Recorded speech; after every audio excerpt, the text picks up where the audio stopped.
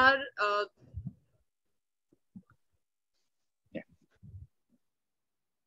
yes, welcome to the webinar.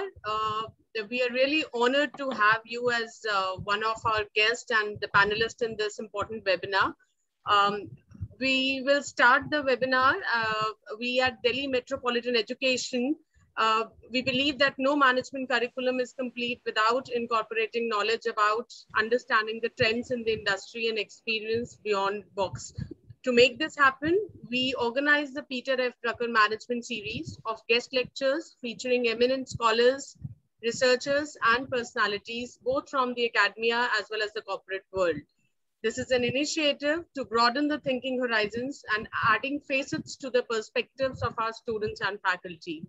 Today in the series, we welcome you, Mr. Sahil, founder, Soothe Healthcare, to enrich our students with your experience and perspectives on the entrepreneurship, specifically in the healthcare sector.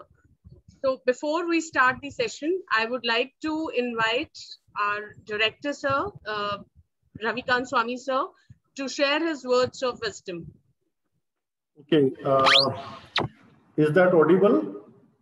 Yes, sir. Yes, sir, you are audible. Okay. So it's a nice afternoon today, and talking about Peter Drucker. Well, the audience, if anything for which Peter Drucker is the most known, it is management by objectives, what we call MBO. I would not introduce Peter Drucker more than this, because today's theme is probably more important than that.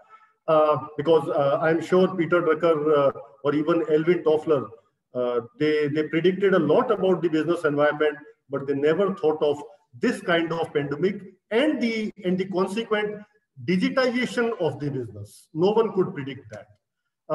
Talking about today's theme, I must thank the HOD Dr. Purva, Dr. Shalini and Roli for choosing this theme at this point in time. I'll tell you, there's a reason for that. Of course, health is important. It's a very general statement. But then I'll give you a data to prove what we are doing, what a country like India is doing.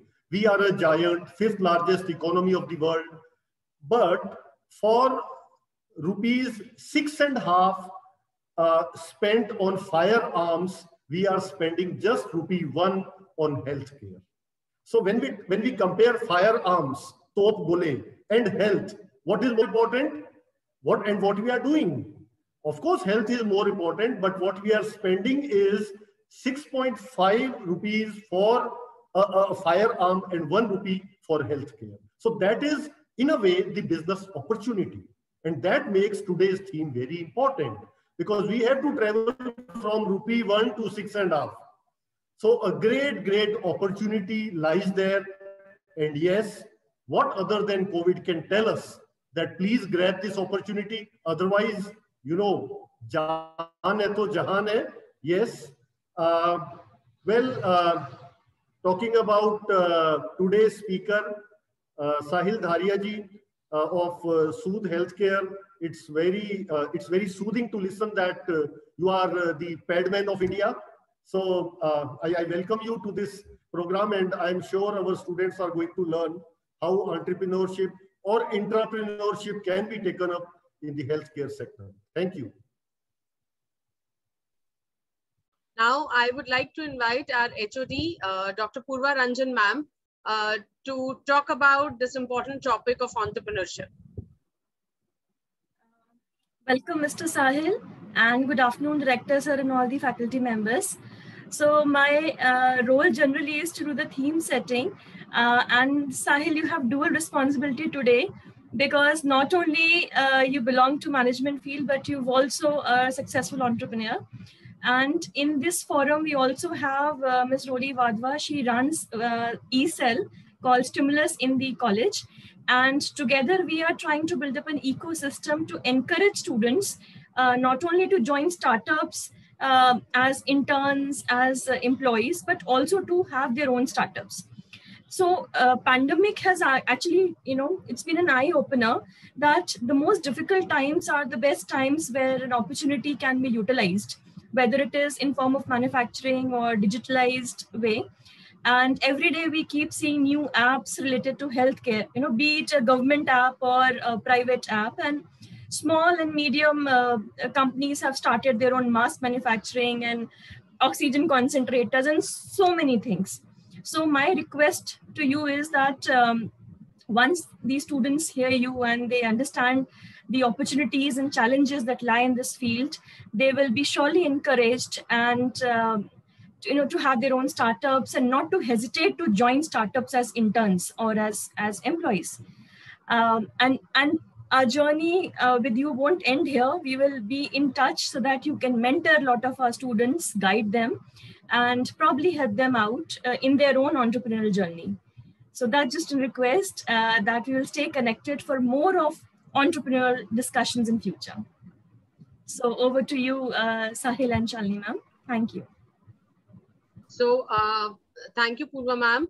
So before we start with the session, I would like to read a brief profile, although it is not brief, of Mr. Sahil. Mr. Sahil is a global executive turned entrepreneur with over 15 years of experience setting up, scaling, and leading financial services business with a multinational corporation as well as consumer goods venture. He is the founder of Soothe Healthcare, a consumer healthcare company engaged in manufacturing, marketing, and distributing women's personal hygiene brand Pari, the sanitary pads. At the time of founding Soothe Healthcare, he was the global head of operations, investment research content at Thomson Reuters. He had won the Global CEO's Award of Excellence for successfully leading strategic change management program as part of the $6 billion merger of Thomson Reuters across business and HR functions in India. Soothe Healthcare has achieved high growth, phenomenal media attention, and multiple rounds of investment from PE and strategic investors, owing to its disruptive product portfolio in affordable healthcare. Mr. Sahil is a charter member of Thai startup community, a FICCI young leader, and on the executive council of CII Young Indians. I think he has got so many achievements that it is difficult to to combine all of them in these 2 minutes of his profile reading. Over to you, Mr. Dharia. Looking forward to have an enriching session. Thank you. Thank you very much for. Can you all hear me? Lovely, yes, lovely. We can. Thank you very much for that glowing introduction, Dr. Professor Swami and Dr. Ranjan, as well as Dr. Gautam. Thank you very much. When I got this request from Thai, Nitin Agarwal, and when Nitin comes to us for anything, it's difficult to say no. Nitin is such a great advocate and believes in actually doing such great work. So like, okay, have to do it. The other thing is, then I had researched a little bit about the college, and I found out that this is an undergraduate class, and that was another reason I was like, I have to speak to them. So let me tell you a little bit about myself, and then maybe we can open for questions. I'm not much of a speech giver. I don't like it. I'm quite young, as I look different from my photograph because this is the lockdown look. The photograph is obviously a suit boot and all that, but this is a slightly different, yeah. So behind that, I'm actually quite young. I'm only 42 now, and I'd like to tell you a little bit about myself, and I'd like to give less of a lecture and more of keep this more interactive and engaging, if that's okay. Let me introduce myself. Let me talk a little bit about the company in that order, if that's okay. So, guys, hi. I'm Sahil Dharia, founder CEO of Soothe Healthcare, and I'm from Mumbai. I studied economics at the Zicklin School of Business in New York. Thereafter, I worked at UBS Investment Bank on the buy side, where buy side means that we helped manage money. So we had ultra high net worth clients.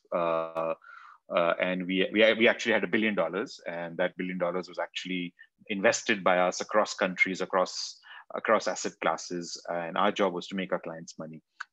So was on Wall Street for a while. Moved to Reuters, where I ran the derivatives desk for them. So all your gold options, futures, copper, commodities, and so on, help manage that for Reuters, again, Wall Street. Reuters gave me the opportunity to come to India in 2003 to help set up Reuters in India. And that's when I came back and helped set up. Long story short, when I came here, we were 20 people. When I left, we were 8,500 people. So I helped lead the scale of growth for a funded startup, a multinational funded startup, right? So it was awesome. I was in the right place at the right time. Youngest country head, youngest global head. I quit at 32. I quit as the global head of operations. I ran a $200 million footprint business for them in 7 countries, quit to found Soothe. Soothe is a consumer products company. We manufacture, distribute, and market personal hygiene products. We make sanitary napkins under the brand name Pari. We make baby diapers under the brand name Super Cute, and adult diapers now Super Life, and so on. So we're much like a Godrej or a Dabur or Imami or Unilever, where we have our own distribution. We are present in 2 lakh stores, and we are growing that distribution across India. Also present in your Reliance, Walmart, Metro, More, Spar, Spencer, all these big supermarket chains. You would not have seen our products in Delhi, Mumbai, Calcutta, because our focus is not that market. Our focus is the moment you go outside Delhi, you will see Pari. It's like Ponds and Lux, right? Most of us will use Kama, Forest Essentials, or some high-end soap, but Bharat uses Ponds and Lux. So we are a Ponds and Lux. So that's us. To tell you a little bit about the company, we're about 1,000 people. We're 40% of my staff are women.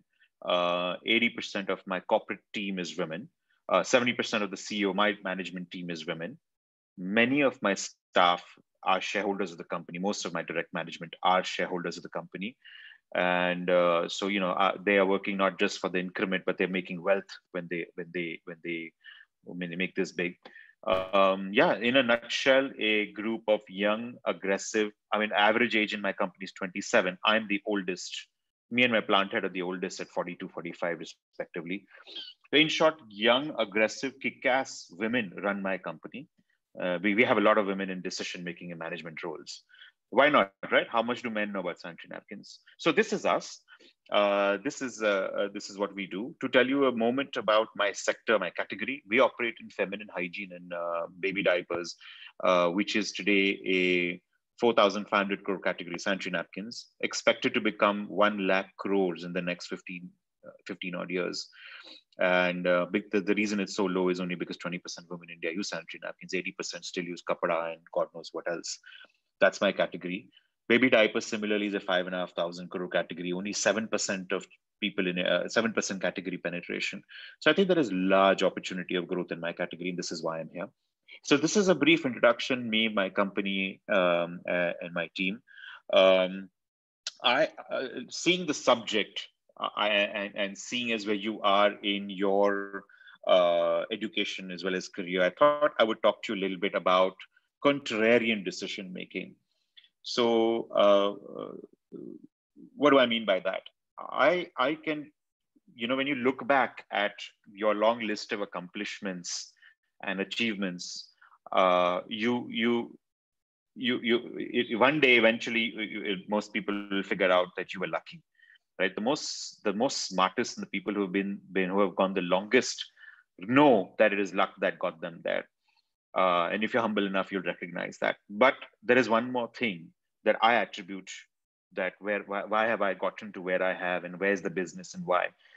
It is my ability to take contrarian decisions. What do I mean by that? I think I do something really well, is that I understand information in front of me, and I have typically chosen to do the opposite of what the world tells me to do, or what the opposite of the world's conventional wisdom is. And let me build my story around that for you. So I just gave you my introduction, but I'd like to talk to you about 4 or 5 specific instances of my life where I made a decision where the world was like, you're stupid, man, to do this. And that worked out really well for me. Let me walk you through 4 or 5. I think the average age in this room is roughly 22, 23. 20? What's the average age, Dr. Shalini, the students? They're 20 years old? Yes. Yes. 20 years old. Okay. Yes. They're 20 years old. Not more than that. 20. So you're going to see so many instances in the next few years where you're going to have to make decisions where you will have a conflict between what your heart says, what your mind says, what your professors say, what your parents say, and what your friends say. And what you do then is pretty much going to determine the rest of your life. Some of you may have figured this out, some of you might not have figured this out, but nevertheless, let me tell you about a few such decisions that I made that were contrarian, and that worked out really well for me. And hey, then there may be a few that didn't work out well also, right? We all make mistakes. So let me tell you a little bit about myself here. My father ran a business of manufacturing electricals, wires, and cables, and so on. So it was kind of understood and expected that beta bhi wahi karega, obviously, right? Factory chalayega, wires, cables ki factory hai to. And I was a decent student. I landed up with the 90 percentile percentage in my boards. So obvious hai, mera beta engineer banega, right? That was announced. मेरा बेटा engineer बनेगा. वो हमारे ज़माने में होता था वैसे. I don't know if it happens now, but my father announced it, and I was like, okay, ठीक है. So I guess this is it. I got admission into one of the good colleges, and I studied engineering, science and engineering. And after 1 year, I realized that I did really good at all the difficult subjects in engineering, and I was sucked at all the easy ones. So like subjects like engineering drawing, mathematics, I was really good at. But all the other stuff that most people passed in and they failed in this stuff, I passed in all the good stuff and I had a really tough time in the difficult stuff. It took me a little while, maybe a year to figure out, actually 2 years to figure out that I don't enjoy engineering. I don't like it. Pasand nahi hai. So contrarian decision number 1, I decided to leave my engineering education after 2 years of pursuing it. I wanted to study economics. And that is extremely rare. And as you can understand, in an Indian setup, to leave, वो शर्मा जी का बेटा तुमसे आगे हो जाएगा 2 साल.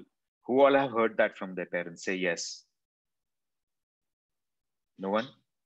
No one is compared to their neighbors. Is disabled based on the webinar settings. Yes, they can, but they can write to you or to write to co-host also if required. Yes, I would like to. Like I said, this is not a lecture. This is a discussion, an interactive discussion. Tell me how many of you have been compared to your uncle's children or your neighbor's children or your, ke tumse aage 2 saal. So I wanted, I see one hand. Thank you. Somebody, I'm not the only one. Yes, there you go. Fine. So there are a few people who felt that way, right? You're constantly compared to others. And, my family said, like, you're crazy. You're going to lose 2 years of education to study this, because the Indian education system doesn't recognize a switch from engineering to commerce, right? So the only option I had was to lose 2 years and start again. And I was willing to do that. And because of which I actually had to go to the US, but nevertheless, I lost 2 years. So I lost 2 years of my life, and everyone I knew said that I'm crazy, that I'm stupid to lose 2 years to make a decision to change my stream midway, halfway, khatam kar lo. But my heart was not in it, and I changed it and I went. Anyway, I put my foot down and I was like, this is what I want to do. And thankfully, my family supported me in some small way. In many ways, they did not. And that's a different story, actually, altogether. But I'll stick to the contrarian parts today. So anyway, I moved on, made that decision, studied economics, changed my stream midway, did what I wanted to do, landed up at Wall Street. Reuters gave me the opportunity to run the derivatives desk, I told you. And most people, and I'm a Gujarati, right? And Gujus and all we love to settle abroad, like, the green card and all this. It's like inbred from us from day one. From the day you're born, you have to go to the US and you have to live there. And so that's fed to us. So I had all that. I had a green card and I was working well, I was earning well. And then my company said, well, there is an opportunity to set up operations in India.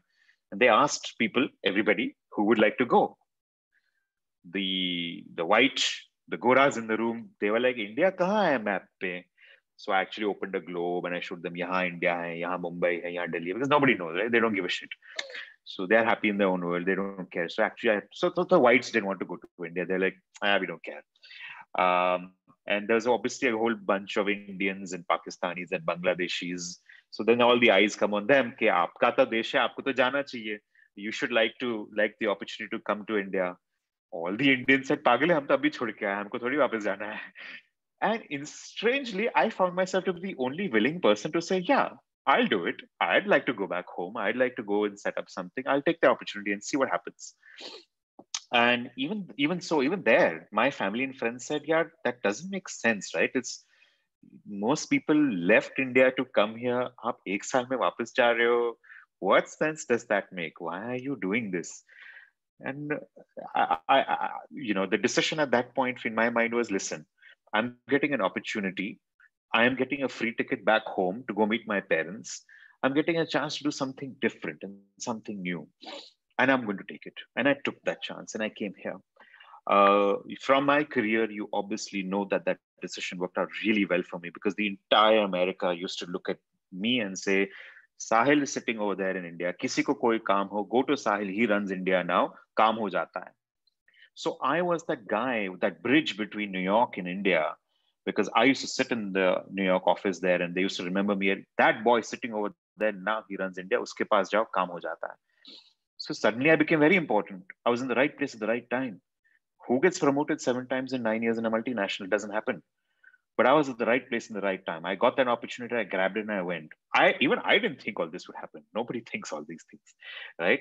But in hindsight, taking that risk, taking that contrarian decision really helped me out, because I was in the limelight over there. Let me give you another example. I progressed really well in my career. I was 32 years old when I quit. I was a global head of business operations. I ran a $200 million business footprint for them. I was a king of the hill, right? Corner office, glass cabin. I quit. All my friends told me again, you're crazy. People die for what you have. Multi-crore salary. Why would you leave this? And I had only a simple answer. I am bored. I don't see myself going to office tomorrow morning. I've built a strong team. I have already accomplished what I had to do here. मुझे interest नहीं है इसमें. Nobody understood what I meant by that. Nevertheless, that decision to quit. I mean, I've had people tell me, I was a professor for some time. I taught the symbiosis. I taught how to build and retain high-performing teams. I taught the second year MBA batch for 1 year. And Dr. Yerwadkar was very supportive. And when I said I already have a job, I can only teach on Saturdays. So she was kind enough to say, okay, so your lecture will be 3 hours every Saturday, 9 to 12. And there I was, 28 years old, wearing a polo and gunshot jeans, walking into my class. People thought I was there for ragging. So that was the kind of experience I had. I enjoyed my time teaching the students. But there, so obviously after that is where I got the inspiration to actually quit. I had this beautiful class of 32 kids, and I was teaching how to build and retain high-performing teams. And I met my partner, Dr. Rao, over there. And based on that conversation, I actually quit my job to found Soothe. So let me tell you how that happened, right? So I sat with Dr. Rao. He's a vaccine scientist today. And we were discussing how we can invest billions of dollars in India in capex intensive models, and why it's a drop in the ocean because of our abadi and our lack of education. So I said to him, so what is the solution? How do we cure India's healthcare woes? This guy says, take simple, affordable, scalable consumer healthcare products, distribute to the masses, prevent disease rather than trying to treat it. It's a far better ROI. And given our lack of education and abadi, we have no other choice, frankly. Look at coronavirus, right? You can see 1 wave, 2 wave, 3 wave, God knows. So prevent disease rather than trying to treat it. So I told him, very good. You have all the answers. Do something about it. This guy says, yeah, I'm a scientist. I have ideas. I don't know how to run a dhanda, and I don't have money. So that was my aha moment, right? I've built something big. Akal bhari bhari padi hai. And I'm an ex-banker. I have access to capital. So that was my aha moment. I quit my job. I actually sat with the product matrix. What are the things that we can do to move the needle for healthcare in India?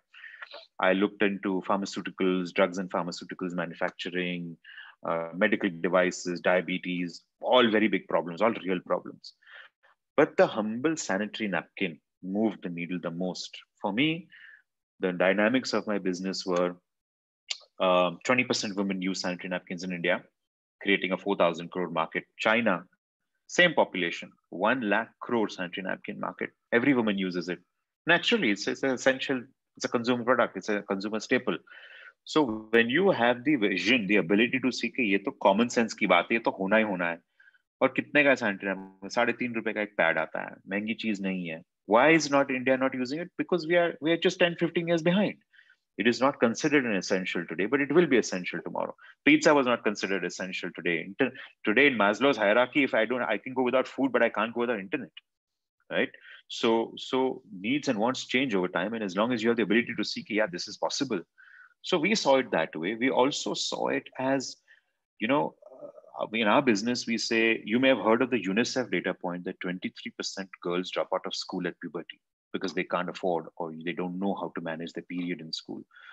So we say in our business, we say, if my sanitary pad goes to a girl, girl goes to school, she goes to school, she gets a job. If she gets a job, her family of 4 is better off. So it's so that we say investing in a young woman has the highest return on investment in society. So for me, this business is not just about making money. There's a lot of money to make when 20% becomes 100%, right? Market penetration, that's one. 2, I like what I do. I'm running a plant, I'm running a large consumer team. I have 15 years to build something big into a blue ocean. I operate in what is called a blue ocean market.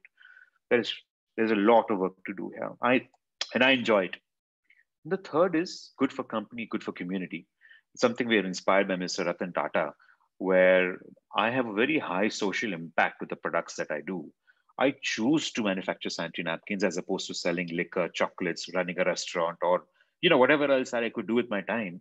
I choose to be in this because it has the confluence of all three: money, passion, as well as high social impact. So this is why I'm in this business. And of course, the whole world came to me and said, "You're pagal ho gaya hai, sanitary napkin karega." First of all, half the people laugh at you. Sanitary napkin, giggle, giggle, giggle. Right? That's number one. Number two, it's about, only so many women use it. Only this much is there. Market hi nahi hai India mein. Kuch nahi hoga iska. But that's the contrarian point that I'd like to talk to you about. It's always like that. If there are only two paths, the easy, and I'm sure your professors have told you this. There's the easy path and there's the long, winding, hard path. I always choose the contrarian, and I've always been attracted to that. People ask me, you have Procter & Gamble and Johnson & Johnson, 2 multinationals. How are you ever going to fight them? I point them to the data. 80% women don't use a sanitary napkin. How is the fact that 2 companies are there? It's irrelevant. Nobody is born with the word whisper in your mind, are you? Right? So people get so mind blocked by a data point, they actually fail to dig a little deeper beyond that.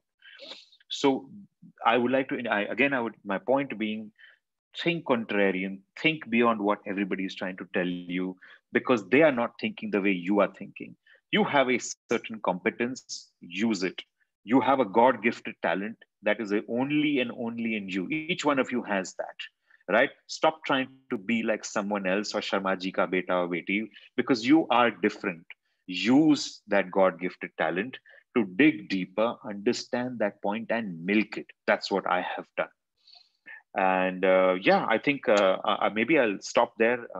Like I said, I don't want this to be a lecture, but I wanted to highlight you 4 decisions of my life that were major decisions that have shaped me and my life in a very big way. Most people would not have done what I did. You agree?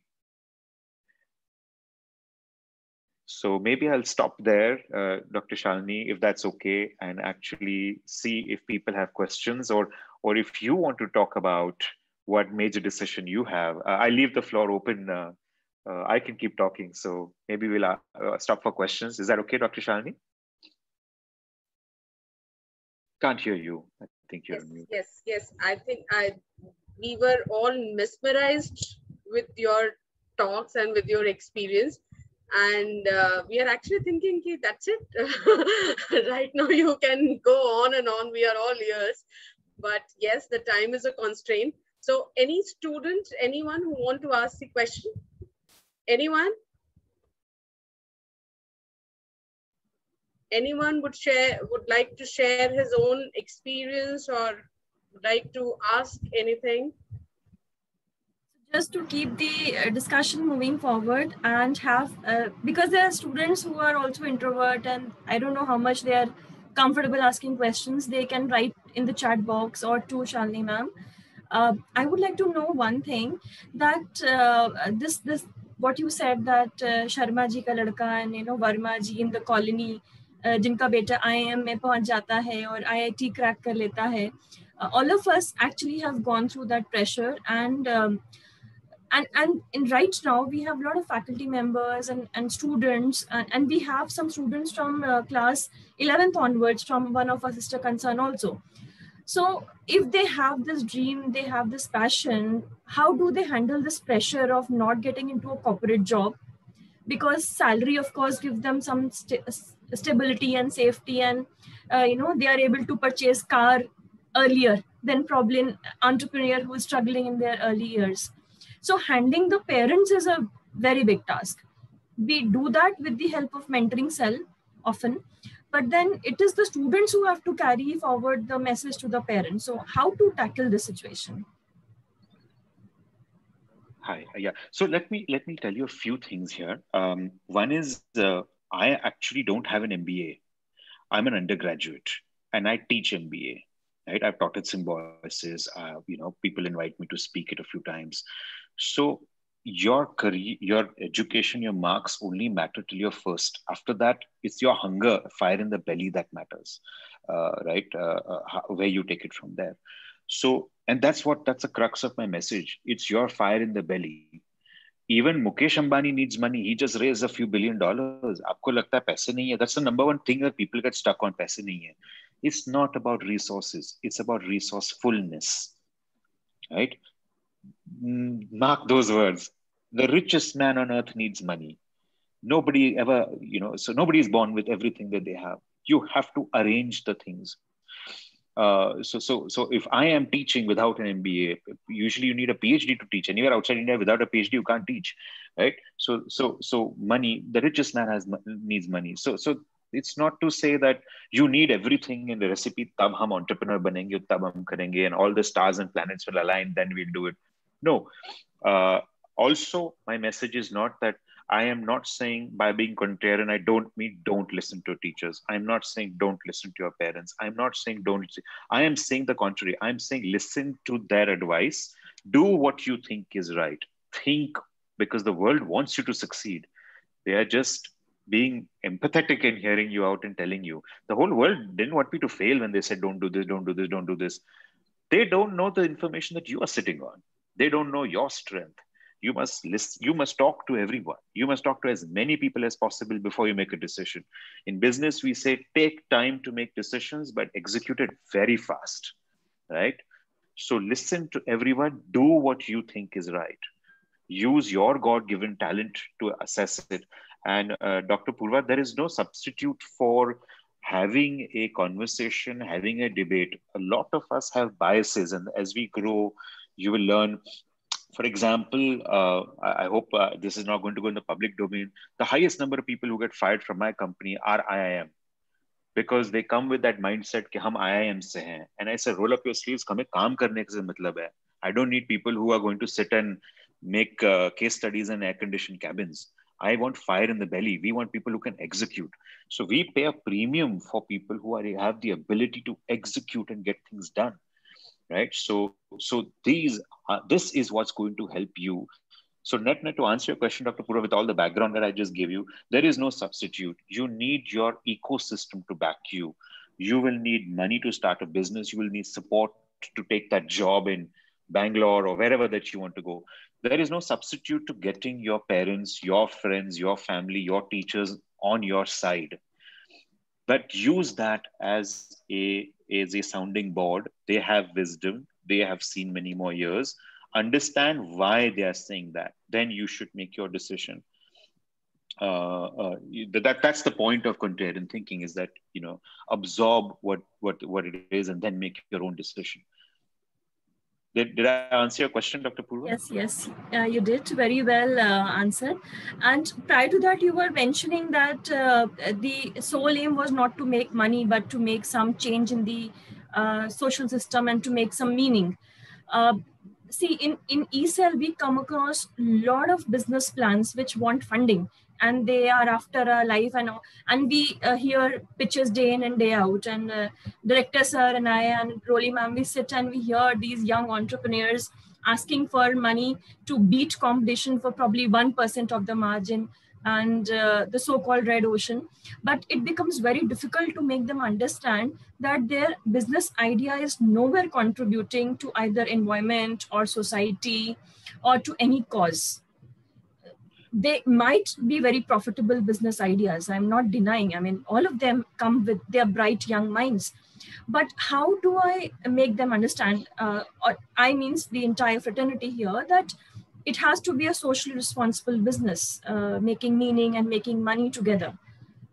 So that's one challenge. Yeah, allow me to expand and elaborate on what you're saying. It's not just about social or environment. It's about giving back to community, whether it is, and how do you do that can be defined in n number of ways. For example, yours could be a business that has a high social impact like mine, or yours could be a business where you're employing. Uber has given millions of people jobs, right? So how you define social impact, we are open to it, right? Nobody is saying only do this. There are fortunately, India has 1,000 problems to solve, right? Starting from health and education and etc. etc. You know the statistics, 12 million people come out of the education system every year that require jobs. And India gives only a few lakh jobs. How many people come recruiting?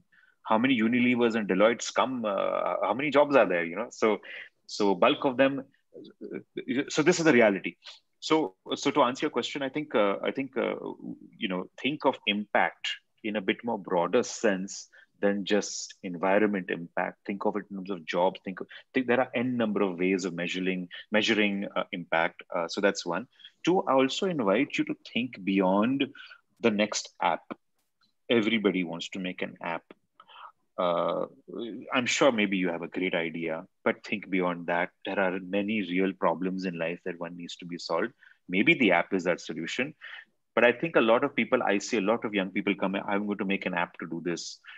I think with we need to give them exposure, and we need to give them a little bit more, get them, Dr. Pura, in front of real entrepreneurs who will find 18 loopholes in what they're doing, because they don't need to repeat the mistakes that 1,800 others have made that and failed.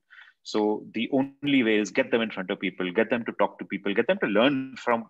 We've all made mistakes, boss. You only read my list of successes. You didn't read my list of failures, right? So get them to speak to us, meet us, talk to us, and we'll tell you more and more about that. Finally, money. Yeah, money is, so I would, like I said in my previous comment, it's never about resources, it's about resourcefulness. Let me give you another problem, your problem with another problem. I have been a banker. We had $1 billion to deploy. I'm today talking to several private equity funds. Today, India is sitting on about $20 billion to deploy in businesses. जिसके पास पैसा है ना, उसको कहाँ डालने की problem है. If you think you have a problem where you don't have money, I assure you, there are people on the other side. वो हर सुबह उठता है बंदा, सोचता है मैं पैसे कहाँ invest करूँ. This is real. We've had this problem. I've been a banker. This is it. We wake up every morning thinking, where am I going to invest this money? You have to find a way to connect those two, right? So don't give up hope. Just become better and better and better. I'd like to invite you to think one more thing. It's Sood, the culture that we have in our employees is, see, a lot of people have a very directive style of management where I say and it is done. Whereas in Sood, we encourage dissent, we encourage conflicts. Because we say conflicts create arguments for better outcomes. Right? Let me repeat. Conflicts create arguments for better outcomes. If three of us can have a healthy debate about the problems in a proposal, and we actually solved them, it means I have all 4 people fully on board with mine, as opposed to me saying, nahi, humne CEO ne bola hai, karna hai to karna hai. Right? So discuss, debate it, and create an environment for discussion where you have solved each person's, even however silly it may be. It's sometimes the silliest things that give us a disconnect. We think of all our bosses as monkeys. Pata nahi, pagal ne bola hai, karna hai to karna hai. The moment you say that, people are disconnected with it, right? Today, I can confidently say my staff will give their life for me, because we spend time debating it. Why? We have to have a right to win. Then you win. So I think when you think this way, I'm trying to focus on just the things that will help in the next immediate to next 5 years. Hopefully that will, Dr. Pura, that would really help, I feel. Over to Roli ma'am for student questions that we have received via chat while we were having a discussion. So over to Roli ma'am. Good afternoon, sir. Sir, there is a question from Ritika Singh. So she wants to ask you related to what you have just quoted. So she's asking, sir, without technical degree, but only economics degree, how can we get into the corporate world where we have students who are both IITMs and MBA degree holders? So how do we compete with them? So very fair question, right? So I went to what is called I did not go to an Ivy League institution. Zicklin School of Business is not an Ivy League. It's not a Yale, Stanford, Harvard. And I guess that's what your question is about, that you didn't go to an IIM, so what? I can tell you an incident where my dream job was to be in private equity, or Wall Street, of course. I wanted to be in private equity, and my dream firm was CSFB, because every day I used to walk out of my college and the CSFB, the imposing, humongous building of CSFB, very, very impressive building it was. I wanted to work there. Mujhe yahan pe kaam karna hai. Stupid, but that's the way, we all are, right, at 20. So I got through the interview process. I went through the whole interview. The VP really liked me, told me on the phone, I'm hiring you. HR said, no, nothing doing. We're not hiring you. Why? Because you're not from Harvard or Yale. So we want only Harvard, Yale, ke log. So I was very disappointed. I was like, theek hai. Anyway, I landed up at UBS, worked at UBS for a while, and I did fine in my career, right? It turned out okay. So yes, so here the reality is that there is a perception that certain colleges give you something better than the others.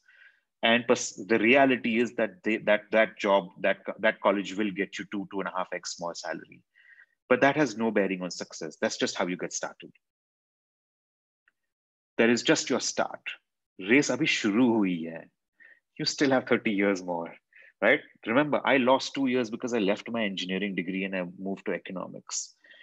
The biggest thing that you can bring to your job is your hunger, is your fire to succeed. And that if I can trust you to get the job done, there is nothing you can learn in your degree that will come and help you solve my real life problems. It's not possible. The point of an education is to start to get you thinking, how to think, right? So, fire in the belly is 50% of that. So I hire for grit. I hire for ability to think. And the most important, so there is, what we say is, what's that formula? Output is equal to motivation into skill. You may be extremely skilled, but multiplied by motivation. If your motivation is 0, the highest skilled person multiplied by 0 is 0, right? So your level of knowledge, competence is relevant because it's multiplied by motivation. On the other hand, motivation of 1 into half a skill still gives me a better output than a less than 1 motivation, which is point. Simple mathematics, right? So maybe I hope I have answered your question, Ricky, that this is just the first step, and you have a long way to go. So I'll give you, to answer your question one other way. When I got my first job, I used to work literally 12 hours a day. On my work floor, there were foreigners, there were all types of people. Everybody wanted to go home at 5. And I used to be the only guy sitting over there till 9 o'clock, 10 o'clock, working late in the night. I used to say, हाँ ठीक है, काम दो, मुझे काम दो. जिसी को काम नहीं चाहिए था, मुझे दे के चले जाते थे कि साहिल करेगा काम. So ठीक है, I used to enjoy doing work. Give me work. I used to do work. I used to get paid overtime also. But in 1 year, when Reuters wanted to set up the office, they knew I was the most qualified candidate because I knew everything about every process. So what matters is not your degree. What matters is what you brought to the table. I never said no to work. De do, kaam de do. 12 baje tak kaam karunga, karenge. What else do you have to do at 22? Right? I'll buy a yacht next year. I'll enjoy. Don't worry. So my answer to you is that doesn't matter. Matters is what you bring to the table. Next question. So there's another question by Sarim Ahmed. He's asking, for those of us who are living in metropolitan cities, how is it possible to know the ground realities of India? It seems like we all are living in a protected environment, not knowing the problems of the common man. So what is to be done? That is what he's asking. Yeah, no, I think this is true. This is real. This is a very good point. This is a fact. See, we think through the lens of my friends, my family, my neighborhood, my cousins, so our sphere of influence is limited to the 15 or 18 people we talk to most regularly. So this is a fact and this is a reality. But the thing is that there is a India and there is a Bharat, right? And the problems that exist are vastly different for everybody. Again, simple solution is you should get out there. You need to talk. I see today a lot of people Netflix and chill is such a cool statement, but it's an idiot box. It's a waste of time to sit in front of that TV. Read. I used to read a lot. I used to debate a lot. I used to spend time with all different types of people.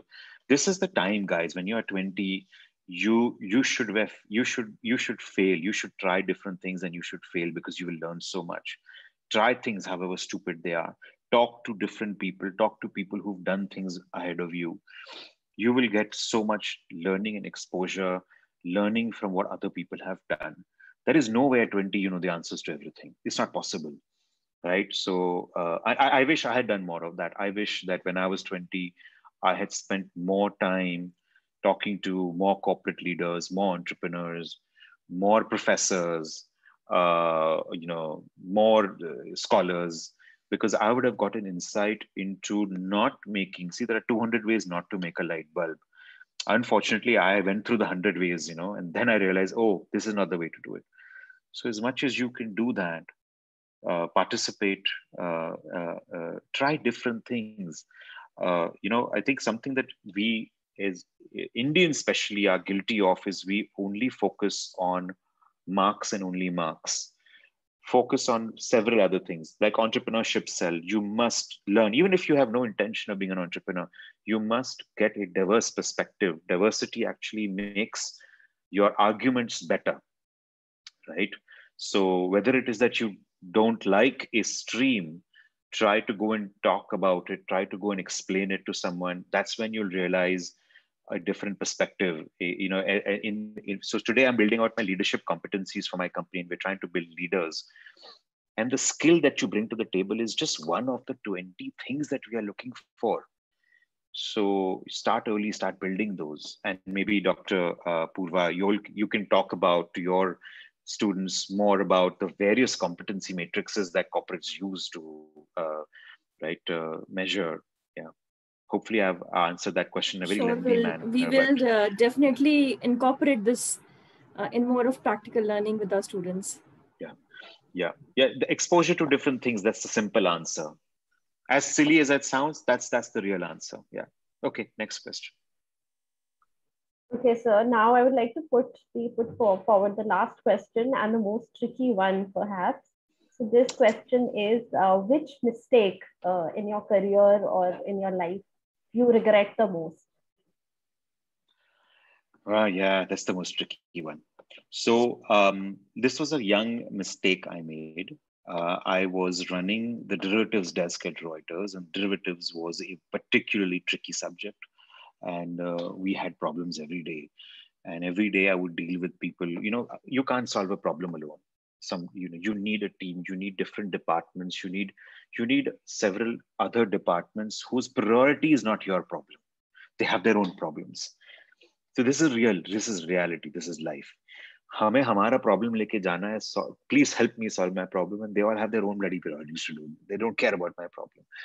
One day I got frustrated, and there is a weekly update that used to go of all the issues in every department to the CEO of the company. And I was an entry level analyst at that time, and I was really frustrated. No one was helping me. And for a few days, I was running around pillar to post to solve that problem, and everybody had their own problems. And my boss asked me for an update. I wrote a little paragraph in that update and I sent it. Abhi, because my boss and his boss and his boss, everybody used to trust me so much, they didn't check my update. Oh, forward, chal ke chala gaya CEO ke paas report mein. What did I write in that? Nobody bloody cares. Nobody wants to solve this problem, right? This is going to remain as it is. I lost my cool. I was frustrated. I lost my cool and I said, nobody wants to solve this problem. Bloody hell, leave it alone. And that's the update I made. And I am hugely embarrassed by it, by what I wrote. I lost my cool, I lost my temper, I lost my balance, and I wrote that. And my global head called me because he knows that I'm not someone who would do that. But having said that, I'm a bacha, I'm just an analyst, He called me to understand ki kya ho raha hai, kya tha, kya issue tha. And they understood my frustration. They said, nevertheless, I understand where you're coming from. I'll help you solve the problem. Next time, escalate it to us. Don't do this silly mistake of writing to the CEO that what you've done is stupid, because it shows us that we are all monkeys. Don't lose your cool. Don't lose your calm. So I learned a valuable lesson there. But yes, I was given a punishment as well. I think for 1 month, I was revoked the right to send updates to the CEO. There are 2 ways of looking at that. मेरे से काम लिया गया था. You will not do this work anymore. Now, one way of looking at it is अच्छा है, काम है. But the other way of looking at it is that I had a direct line to the CEO of a $16 billion company. And I didn't know the authority and power I had until that incident. That what I do goes direct to the CEO. How many people have that? So anyway, that was I think a really embarrassing mistake. And I am glad that my bosses really helped me out of that one. Thank you so much, sir, for answering all the student queries so beautifully. Over to you, Shalini ma'am now. What a wonderful, inspirational and motivational talk, Mr. Sahil. We were all like mesmerized and we all were so enriched and so engrossed in the discussion which we had. It was really wonderful. Thank you so much for accepting our invitation. And your passion is actually, it is just reflecting in your talks, right? So that was really wonderful. We have seen very few people who are so passionate about their work, about the things which they have done, about the mistakes, and also about the success stories which they have created. So all the passion. Thank you so much for the wonderful session that we just had. Thank you for answering all the queries of our students so patiently. I would also like to thank Director Sir. Without his encouragement and support, these kind of sessions wouldn't have been possible. Thank you so much, Swami Sir. I would like to thank my HOD, Dr. Purva Ma'am, for all the support and for encouraging us to do these sessions on a regular basis.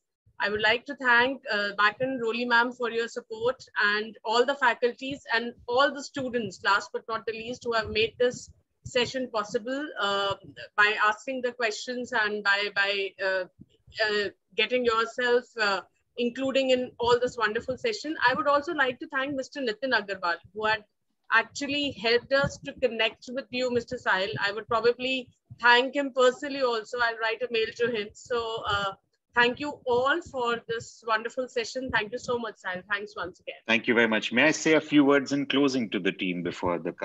Sure, go ahead. So, yeah, thank you for getting me here and the opportunity to speak to... I love speaking to youngsters because it keeps me young, I think. But what I'd like to say in closing is, as an entrepreneur, as an investor, I invest in companies. We believe that India needs 1,000 more Ratan Tatas, and 5,000 more Birlas and Goenkas in India as we go from $1 trillion economy to a $5 trillion economy. Mathematics dictates that will happen. Look at China, it's happened.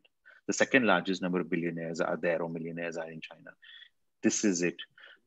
Mathematically speaking, DME should create at least 5 from this class. I would encourage you to think that you might be the next billionaire. Start thinking that way. India needs it. So, and I'm sure that this class should create a few. Don't you think? Yes, sure. Thank you I'll for the end with that. inspiration. Thank you. Certainly. Yeah. Thank you, Thank you so much. Thank you. Bye-bye. Bye-bye. Bye.